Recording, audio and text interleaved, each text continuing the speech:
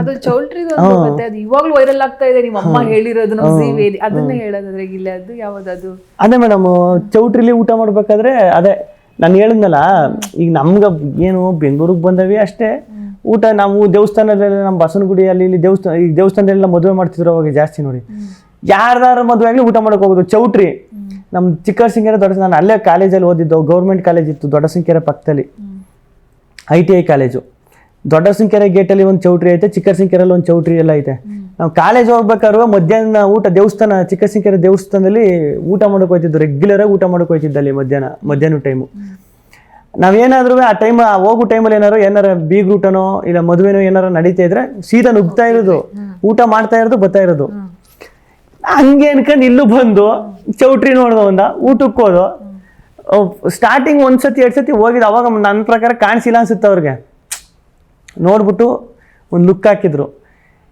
ಇನ್ನೊಂದ್ಸತಿ ಅದೇ ಆ ದಿನ ಏನಾಗೋಯ್ತು, ಆಮೇಲೆ ನಾನು ಜುಟ್ಟು ಇಷ್ಟು ಇದಕ್ಕಿಂತ ಸಣ್ಣಕ್ಕೆ ಒಳ್ಳೆ ಜುಟ್ಟೆಲ್ಲ ಬಿಟ್ಕೊಂಡು ಕಳ್ಳ ಇದ್ದಂಗೆ ಇದ್ದೀನಿ ನೋಡಕ್ಕೂ. ಬಟ್ಟೆನೂ ಹಂಗೆ ಇತ್ತು, ಎಲ್ಲ ಇತ್ತಲ್ಲ. ನಾನು ಹೋದೆ, ಸಿಕ್ಕಾಬಟ್ಟೆ ಹಸಿತಾಯಿತು.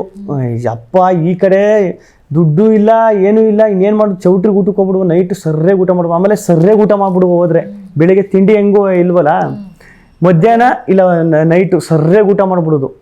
ಹಂಗೆ ಮಾಡ್ತೀವಿ. ಮಧ್ಯಾಹ್ನ ಆ ಪ್ರೈಸ್ 10 ರೂಪಾಯಿ, 10 ರೂಪಾಯಿ 15 ರೂಪಾಯಿ ಆ ಪ್ರೈಸ್ ತಿಂದ್ಬಿಟ್ರು ಸಾಕು. ನೈಟ್ ಮಾತ್ರ ಎಲ್ಲಾರ ಸಿಕ್ಕಿಬಿಟ್ರು ಮಾತ್ರ ಫ್ರೀಯಾಗಿ ಊಟ ಬಿಡ್ತಿರ್ಲಿಲ್ಲ. ಬೆಳಿಗ್ಗೆ ತಿಂಡಿ ಊಟನೇ ಬೇಡ ಅನ್ಸ್ಬೇಕು, ತಿಂಡಿನೇ ಬೇಡ ಅನ್ಸ್ಬೇಕು, ಆ ರೇಂಜಿಗೆ ತಿಂತಿದ್ದೆ. ಅವಾಗ ಏನಾಗೋಯ್ತು, ಹೋಗಿ ಕೂತ್ಕೊಂಡೆ. ನಮ್ಮ ಫ್ರೆಂಡು ಬೇಡ ಇವತ್ತು ಯಾಕೋ ನಂಗೆ ಡೌಟ್ ಹೊಡಿತದೆ, ಡೈಲಿ ಹಿಂಗೆ ಇದು ಮಾಡ್ತಾರೆ ಕಷ್ಟ ಆಗ್ಬಿಡ್ತದೆ ಅಂತ ಹೇಳ್ದ. ಬಾ ಸಿಕ್ಕಾಪಟ್ಟೆ ಹೊಡಿಸ್ತಿತ್ತು, ನನಗಂತೂ ತಡಿಕೈತಿಲ್ಲ ಬಾ ಅಂತ. ಇಲ್ಲ ನೀನು ಹೋಗಪ್ಪ ಅಂತ. ನಾನೇನು ಮಾಡಿದೆ, ನುಗ್ಬಿಟ್ಟೆ. ನಾನು ಏನು ಮಾಡ್ಬೇಕಾಯ್ತು, ಗ್ರೌಂಡ್ ಫ್ಲೋರಲ್ಲಿ ಅದು ಊಟದ್ದು ಹಾಲು, ಮೇಲ್ಗಡೆ ಫಸ್ಟ್ ಫ್ಲೋರ್ ಮೇಲ್ಗಡೆ ಮದುವೆ ಇದು ಹಾಲು. ನಾನೇನು ಮಾಡಿದೆ, ಮೆಟ್ಲತ್ತಿಲ್ಲ, ಸೀದಾ ಹಿಂಗೆ ನುಗ್ಬಿಟ್ಟೆ.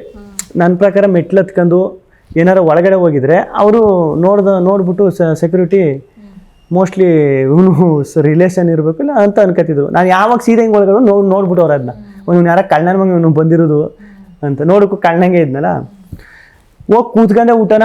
ನನಗೆ ಅಲ್ಲಿ ಲೈನಿಗೆ ಬಡಿಸ್ಕೊಬತ್ತರ ಗೊತ್ತಾ, ಇದು ಒಬ್ಬರಿಂದ ಒಬ್ರು ನಿಂತ್ಕೊಂಡು ಉಪ್ಪು ಹಾಕೊಂಡು ಫಸ್ಟ್ ಉಪ್ಪಿನ ಕಾಯಿ ಹಾಕೊಂಡು ಫಸ್ಟ್ ಹಾಕಿದ್ರು, ಎಲೆ ಹಾಕಿದ್ರು, ಊಟ ಬತ್ತದ ಅಲ್ಲಿಂದ ಬಡಿಸ್ಕೊ ಬತ್ತಾಯಿರು.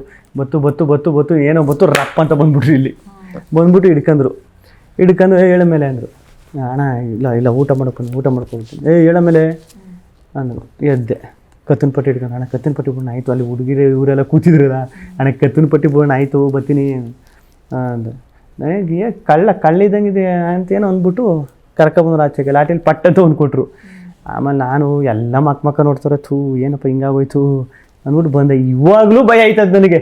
ನಮ್ಮ ರಿಲೇಷನ್ ಮದುವೆನೇ ಆದ್ರೂ ಒಂದು ಟೈಮಲ್ಲಿ ನೆನಪಾಯ್ತದೆ, ಅಯ್ಯೋ ಫಸ್ಟ್ ಊಟ ಹಾಕ್ಬಿಟ್ಟಿರಪ್ಪ ಅಂದರೆ ಒಂದು ಧೈರ್ಯ.